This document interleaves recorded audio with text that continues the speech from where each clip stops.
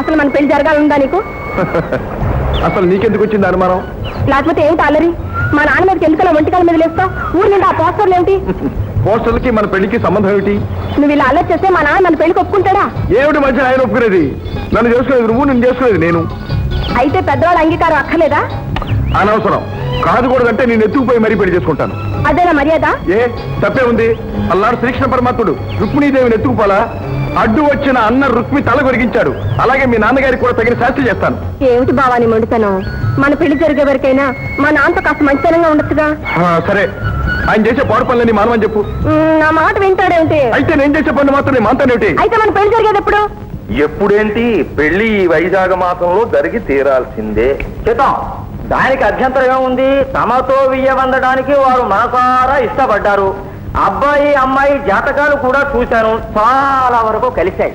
కలవకపోయినా కాస్త అడ్జస్ట్మెంట్ చేసి కలిపేవయ్యా, నీ చేతిలో పనేగా. నాకు ఇష్టం లేదు, నేను ఈ పెళ్లి చేసుకోను. అదేమిటమ్మా, సంబంధం ఎవరో ఏమిటో తెలుసుకోకుండానే ఎవరైనా సరే నేను చేసుకోను. నేను సత్యం బావనే చేసుకుంటాను. అది జరిగే పనేనా?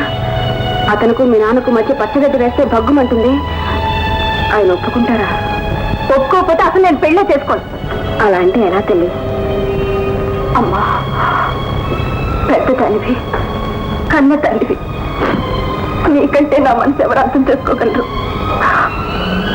ఆ రోజు మంటల్లో నుంచి బాబు నన్ను కాపాడినప్పుడే నా తనువు మనసు సర్వం ఆయనకి అంకితం అయిపోయినాయి.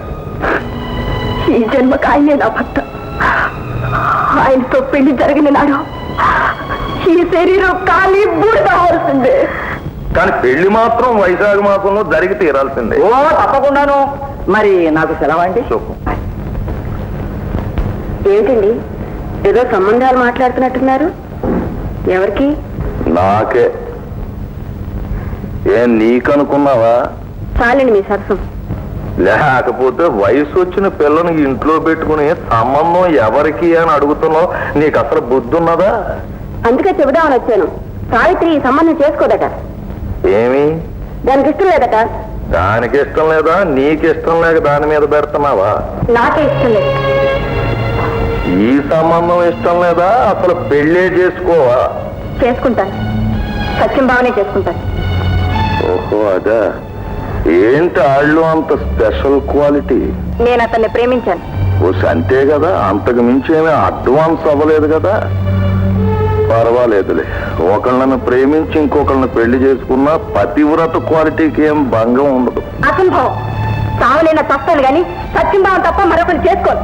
ఆగాగు, అంత ఆవేశపడము. ఒక దీనికి సాగు బతుకుల దాకా ఎందుకు? సమస్యల్ని శాంతియుతంగా పరిష్కారం చేసుకోవాలా. ప్రేమించినోడ్నే పెళ్లి చేసుకోవాలన్న ఫిలాసఫీని ఒప్పుకున్నా ఇందులో చిన్న లిటిగేషన్ ఉంది. ఏమిటది?